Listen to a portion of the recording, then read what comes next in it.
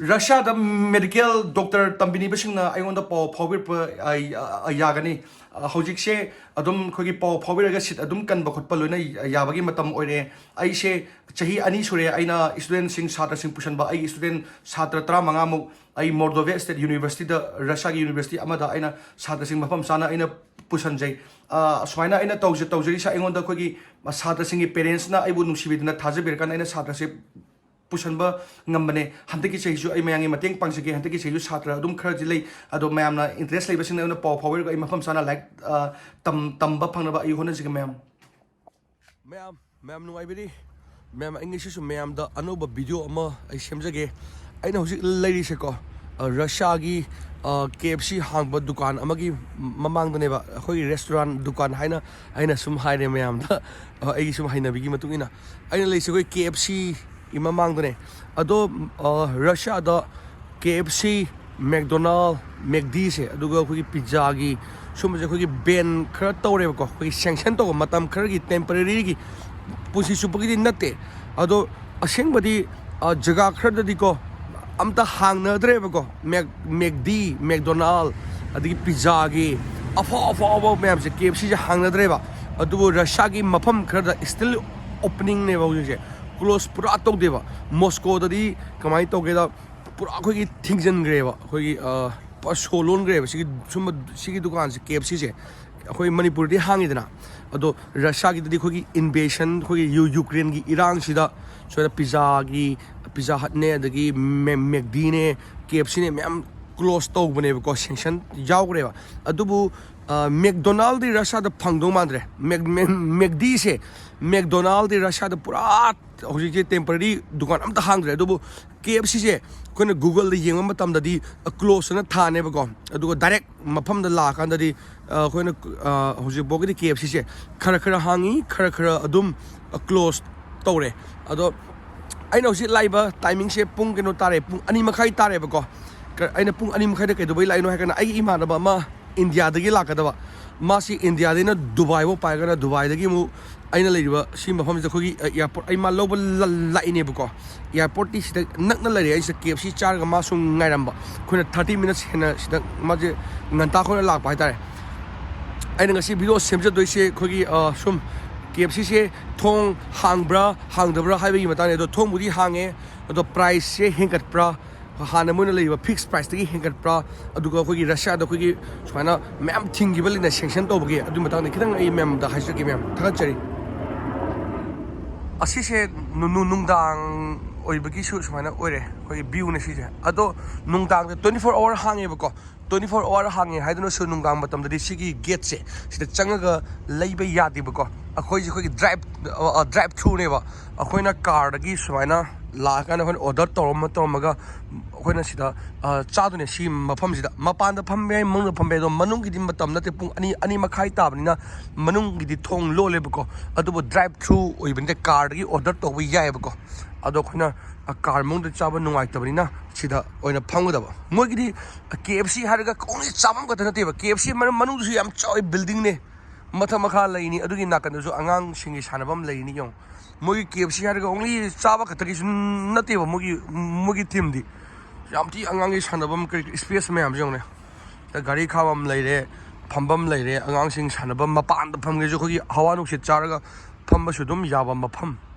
aduga manung gi su phamba yai ado KFC se Russia da sanction tawgra bane ba aseng badadi Google da su yeng biyo ba adubo still opening some areas mafam khar da dum hang bodo ai som du semjak pinda tu asida thari se KFC of to har se saina khoi KFC ki parking ne gari khambam do khoi mi da disturb tawdana ba gari khambam ne nung dang do ta sida khami ge se manung do moi gari ma pulai phammi ne ba ko asi je moi KFC ngai ne si hadi manung da changba ya te manung dang 24 hour hang ta jo to se su lai se na khoi dustbin thambam akhoina order tor mi se som da gi khoina gari se thawre da na khoi drive through ni na aduga sida stage ahum haidi mafam ahum ahan da khoina samana to da wangang ba mama laini si samana da wangang ba electronics ki wangang matung da order torni na wangang hai order to bum do adu duga amu paisa thira mani ani subada ahum subada khoina pot lo da ado ahum subagi pot lo bi khoi pot to yam bani na pot yam da ri khodo pire ga ne ba pot yam bani na ꯑꯩꯈꯣꯏꯁꯦ ꯒꯥꯔꯤꯗ ꯑꯣꯏꯅ ꯉꯥꯏꯒꯗꯕ ꯁꯤꯗ parking ꯇꯧꯔꯀꯥꯟꯗ ꯑꯗꯣ ꯑꯩꯈꯣꯏꯒꯤ ꯁꯥꯏꯗ ꯆꯥꯗꯣꯏꯅꯦꯕ ꯑꯩꯈꯣꯏꯗꯤ ꯑꯗꯨꯅ ꯃꯣꯏꯅꯁꯨ ꯑꯗꯨꯝ ꯁꯥꯏꯐꯥꯎ ꯑꯗꯨꯝ ꯊꯤꯟꯕꯤꯔꯛꯇꯣꯏꯅꯦ ꯁꯥꯏ ꯃꯐꯝꯁꯤꯗ ꯑꯩꯈꯣꯏ ꯒꯥꯔꯤ ꯃꯅꯨꯡꯗ ꯆꯥꯔꯨꯔꯦꯕ ꯃꯣꯏꯒꯤ ꯃꯃꯥꯡꯗ ꯊꯥꯔꯤꯕ ꯑꯩꯈꯣꯏꯒꯤ ꯆꯤꯌꯔꯁꯦ ꯌꯦꯡꯉꯨꯅꯦ ꯃꯤ ꯑꯅꯤꯒꯤ ꯃꯐꯝꯅꯦꯕꯀꯣ ꯁꯤꯁꯦ ꯑꯩꯈꯣꯏꯒꯤ ꯌꯣꯠꯅ ꯃꯈꯥꯗ ꯁꯝꯃꯀꯥꯟꯗ ꯑꯩꯈꯣꯏ ꯁꯞꯄꯣꯔꯠ ꯇꯧꯕꯗꯣ ꯌꯥꯝ ꯅꯥꯟꯅ ꯊꯥꯏ ꯁꯤꯁꯦ ꯌꯥꯝ ꯅꯥꯟꯅ ꯊꯝꯃꯦ ꯃꯄꯥꯟꯗ ꯆꯥꯅꯤꯡꯕꯒꯤꯁꯤꯡꯅꯦ ꯑꯩꯈꯣꯏ ꯁꯝꯃꯔ ꯑꯣꯏꯕꯅꯤꯁꯦ ꯋꯤꯟꯇꯔꯗꯗꯤ ꯎꯟ ꯇꯥꯕꯅꯤꯅ ꯑꯩꯈꯣꯏꯒꯤ ꯃꯄꯥꯟꯒꯤꯁꯦ ꯂꯩꯇꯦꯕꯀꯣ ꯁꯤ ꯁꯝꯃꯔ ꯍꯧꯔꯛꯑꯦꯕ ꯍꯧꯖꯤꯛꯁꯦ ꯑꯗꯨꯅ ꯁꯝꯃꯔꯒꯤꯗꯤ ꯁꯨꯃꯥꯏꯅ ꯃꯄꯥꯟꯗ ꯊꯝꯕꯤꯕꯅꯦ ꯃꯣꯏꯅ ꯌꯥꯝ ꯐꯩꯌꯦ ꯃꯣꯏꯒꯤ ꯋꯥꯈꯜꯂꯣꯟꯁꯦ ꯃꯅꯨꯡꯗꯗꯤ ꯃꯌꯥꯝ ꯂꯩꯅꯤꯀꯣ ꯁꯤꯠꯁꯦ ꯑꯗꯨꯒ ꯃꯄꯥꯟꯗ ꯑꯩꯈꯣꯏꯒꯤ ꯁꯨꯝ ꯗ꯭ꯔꯦꯁ ꯅꯥꯟꯅ ꯂꯥꯛꯆꯔꯀꯥꯟꯗ ꯑꯩꯈꯣꯏꯒꯤ ꯁꯝꯃꯔ ꯃꯇꯝꯗ ꯐꯝꯃꯒ ꯆꯥꯅꯕꯗꯣ ꯁꯤꯗꯅ ꯑꯉꯥꯡꯁꯤꯡ ꯌꯥꯎꯔꯒꯅ ꯁꯤꯅ ꯁꯥꯟꯅꯅꯕ ꯑꯩꯈꯣꯏꯒꯤ ꯖꯨꯂꯥ ꯖꯨꯂꯤ ꯅꯠꯇꯦ ꯁꯤꯗꯤ ꯌꯨꯝꯅꯦ ꯑꯉꯥꯡꯈꯩꯒꯤꯅꯦ ꯑꯗꯣ ꯁꯤꯁꯤꯅ ꯑꯃꯨꯛ ꯀꯥꯔꯄꯦꯠꯅꯦ ꯃꯣꯏꯁꯦ ꯌꯥꯝ ꯅꯥꯟꯅ ꯊꯝꯃꯦ ꯃꯣꯏꯒꯤꯁꯦ ꯑꯩꯈꯣꯏꯒꯤ KFC ꯂꯥꯛꯑꯦꯕꯀꯣ ꯃꯣꯏꯅ ꯁꯤꯗ ꯊꯤꯟꯗꯣꯛꯄꯤꯔꯛꯑꯦ ꯁꯤꯗ ꯑꯩꯈꯣꯏꯒꯤ ꯑꯂꯨ ꯌꯥꯎꯔꯦ ꯑꯩꯈꯣꯏꯒꯤ ꯐ꯭ꯔꯦꯟꯁ ꯐ꯭ꯔꯥꯏꯁꯦ ꯃꯣꯏ ꯃꯔꯣꯟꯗꯅ ꯑꯩꯈꯣꯏ ꯀꯥꯔꯇꯣꯐꯤꯜ ꯍꯥꯏꯌꯦ ꯔꯁꯟꯗꯅ ꯁꯤꯗ ꯑꯩꯈꯣꯏꯒꯤ ꯏꯁꯇ꯭ꯔꯣ ꯌꯥꯎꯔꯦ ꯑꯩꯈꯣꯏꯒꯤ ꯁꯤꯒꯤ ꯀꯣꯛꯁꯦ ꯑꯗꯣ ꯁꯤꯒꯤ ꯀꯣꯛꯁꯦ ꯑꯇꯣꯞꯄ KFCꯗ ꯐꯪꯗ꯭ꯔꯦ ꯍꯧꯖꯤꯛꯁꯦ ꯑꯩꯈꯣꯏꯒꯤ ꯔꯁꯤꯌꯥꯗ ꯂꯩꯔꯤꯕꯁꯤꯡꯁꯦ ꯀꯣꯀꯥ ꯀꯣꯂꯥꯁꯦ ꯃꯣꯏꯒꯤ ꯀꯣꯀꯥ ꯀꯣꯂꯥꯃꯛꯇꯤ ꯅꯠꯇꯕ ꯔꯁꯤꯌꯥꯒꯤ ꯑꯣꯏꯅ ꯁꯥꯔꯦ ꯃꯔꯝꯗꯤ ꯀꯣꯛꯁꯨ ꯑꯗꯨꯝ ꯊꯤꯡꯈ꯭ꯔꯦ ꯁꯦꯡꯁꯟ ꯇꯧꯕꯗ ꯌꯥꯎꯈ꯭ꯔꯦꯕꯀꯣ ꯑꯗꯣ ꯁꯤꯗꯅ ꯕꯁꯀꯦꯠ L ꯂꯩ ꯑꯣ it's so hot man really oh CD ꯄꯁꯥꯏꯌꯦ just close and show this one it's so hot manamdu yam tin nusi ado price ti dum mane price ti Russiada hana piba mamando adum mane hena tang basu odi ta basu di chop mane price ti come on let's enjoy akhoi shi hauji shi akhoi KFC chari bako maman su kasu tang de hana gi maman du le do jaga khara dum hangi aduni khara madri close atore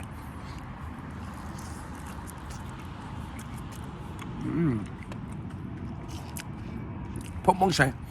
ai imanabagi aeroplane laba mal flight makon tare aina yeah we are not this one sound si aeroplane laba mal matamdi yore bako ado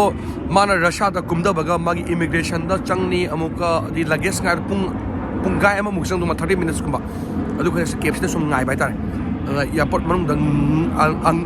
ngai daba adi flight mal ꯑꯩꯅꯁꯨ ꯂꯥꯛꯏꯁꯨ ꯀꯩꯒꯤꯅꯣ ꯍꯥꯏꯀꯥꯟꯗ ꯑꯩ ꯏꯃꯥꯟꯅꯕꯁꯨ ꯃꯤ ꯐꯩꯌꯦꯕꯀꯣ ꯑꯗꯨꯗꯨꯒ ꯑꯩꯒꯤ ꯄꯣꯠꯁꯨ ꯑꯩꯅ